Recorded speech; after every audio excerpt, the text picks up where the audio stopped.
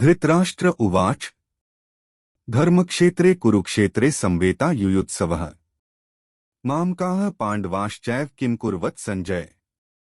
इस श्लोक का मतलब है, धृतराष्ट्र ने कहा, हे संजय, कुरुक्षेत्र के पवित्र मैदान में एकत्र होकर और युद्ध की इच्छा से मेरे पुत्रों और पांडु के पुत्रों ने क्या किया। दोनों सेनाएं अपरिहार्य युद्ध लड़ने के लिए पूरी तरह से तैयार होकर कुरुक्षेत्र के युद्ध के मैदान में एकत्र हुई थीं। फिर भी इस श्लोक में राजा धृतराष्ट्र ने संजय से पूछा कि उनके पुत्र और उनके भाई पांडु के पुत्र युद्ध के मैदान में क्या कर रहे थे।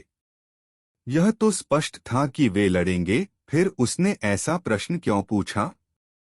अंधे राजा धृतराष्ट्र के अपने पुत्रों के प्रति प्रेम ने उनके आध्यात्मिक ज्ञान को धूमिल कर दिया था और उन्हें सदाचार के मार्ग से भटका दिया था। उसने उचित उत्तराधिकारियों से हस्तिनापुर का राज्य छीन लिया था। पांडव, उनके भाई पांडु के पुत्र, अपने भतीजों के प्रति किए गए अन्याय के लिए दोषी महसूस करते हुए उनकी अंतरात्मा ने उन्हें इस लड़ाई के परिणाम के बारे में चिंतित किया। धृतराष्ट्र द्वारा प्रयुक्त शब्द धर्मक्षेत्र, धर्म की भूमि, सदाचार, उस दुविधा को दर्शाते हैं जिसका वह अनुभव कर रहे थे। रीति रिवाजों का विवरण देने वाली वैदिक पाठ्य पुस्तक शतपथ ब्राह्मण में कुरुक्षेत्र को कुरुक्षेत्रन देव यज्ञम के रूप में वर्णित किया गया है। इसका अर्थ है, कुरुक्षेत्र दिव्य देवताओं का बलिदान क्षेत्र है। इसलिए इसे धर्म का पोषण करने वाली पवित्र भूमि माना जाता था।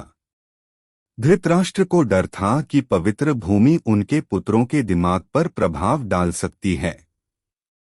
यदि इससे भेदभाव की भावना जागृत होती है तो वे अपने चचेरे भाइयों की हत्या करने से पीछे हट सकते हैं और युद्ध विराम पर बातचीत कर सकते हैं।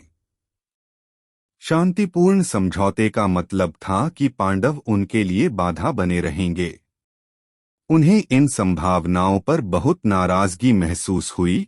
इसके बजाय उन्होंने यह पसंद किया कि यह युद्ध हो। वह युद्ध के परिणामों के बारे में अनिश्चित था, फिर भी वह अपने बेटों के भाग्य का निर्धारण करना चाहता था। अत उन्होंने संजय से युद्धभूमि में दोनों सेनाओं की गतिविधियों के विषय में पूछा।